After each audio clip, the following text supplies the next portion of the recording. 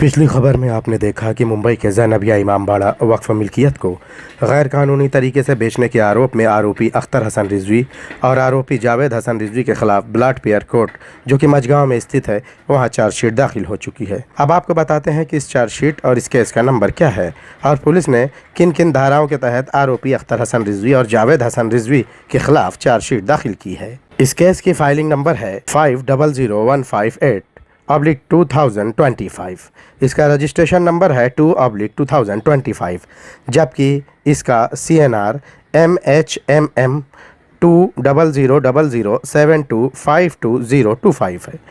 इस मामले में दर्ज FIR नंबर 80/2019 है और जिन धाराओं के तहत केस दर्ज किया गया है उसमें धोखाधड़ी, फर्जीवाड़ा समेत कुल 7 धाराओं के तहत मामला दर्ज किया गया है। और सबसे अहम यह है कि इस मामले में 14 मार्च को सुनवाई शुरू होगी और संभव है कि 14 मार्च को आरोपी अख्तर हसन रिजवी और आरोपी जावेद हसन रिजवी दोनों आरोपियों को कोर्ट में हाजिर होना पड़ेगा। अब आपको बताते हैं कि आखिर मामला क्या है। शिकायतकर्ता आमिर अली पंजवानी के द्वारा 8 मार्च 2019 को मुंबई के एमआरए मार्ग में आरोपी बिल्डर अख्तर हसन रिजवी और उसके भांजे जावेद हसन रिजवी के खिलाफ धोखाधड़ी और सरकारी दस्तावेजों में छेड़छाड़, फर्जीवाड़ा समेत कई संगीन धाराओं के तहत FIR दर्ज कराई गई थी। FIR दर्ज कराने के लिए शिकायतकर्ता को कोर्ट जाना पड़ा और कोर्ट के आदेश से ये FIR एमआरए मार्ग पुलिस थाने में दर्ज की गई। शिकायत में कहा गया था कि पकमोड़िया स्ट्रीट की ज़मीन पर एक ग्राउंड फ्लोर और 2 मंजिला इमारत है। ग्राउंड फ्लोर और पहला माला धार्मिक उद्देश्यों के लिए रिजर्व है। इसमें कहा गया है कि ये वक्फ की संपत्ति है। शिकायत में कहा गया है कि 2010 में ज़ैनबिया ट्रस्ट, जिसके अख्तर हसन रिजवी मैनेजिंग ट्रस्टी हैं, उन्होंने संपत्ति का पुनर्विकास के लिए सैफी बुरहानुद्दीन अफलेमेंट ट्रस्ट को रिडेवलपमेंट की इजाज़त दे दी थी। पंजवानी ने वक्फ की मिल्कियत यानी ज़ैनबिया ट्रस्ट पर सवाल उठाया।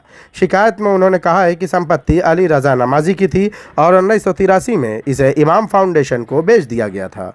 उन्होंने कहा कि चूंकि पैसों का विवाद था इसलिए नमाजी ने बॉम्बे हाई कोर्ट का रुख किया। विवाद का निपटारा हो गया और सहमति की शर्तों के अनुसार प्लाट को इमाम फाउंडेशन के नाम पर रजिस्टर्ड ट्रांसफ़र द्वारा ट्रांसफ़र किया जाना था। शिकायत में कहा गया है कि सहमति की शर्तें 1983 में कभी रजिस्टर्ड ही नहीं हुई, लेकिन बाद में 2004 में रजिस्टर हुई। आरोप लगाया गया कि रजिस्ट्रेशन से पहले इमाम फाउंडेशन ने अवैध रूप से ज़मीन को ज़ैनबिया ट्रस्ट के नाम पर ट्रांसफ़र कर दिया था। कथित जाली दस्तावेज़ों का जिक्र करते हुए शिकायत में कहा गया कि मिल्कियत ट्रांसफ़र के लिए सिटी सर्वे को दिए गए आवेदन में आरोपी अख्तर हसन रिजवी ने सहमति डिग्री की मूल प्रमाणित प्रति प्रस्तुत की, लेकिन उस पर कोई मुहर या दस्तखत नहीं थे।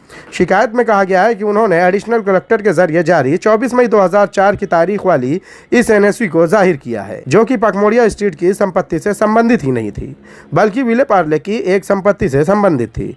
शिकायत में यह भी कहा गया है कि अख्तर हसन रिजवी और जावेद रिजवी ने जाली दस्तावेज तैयार करके अधिकारियों को सौंपे थे।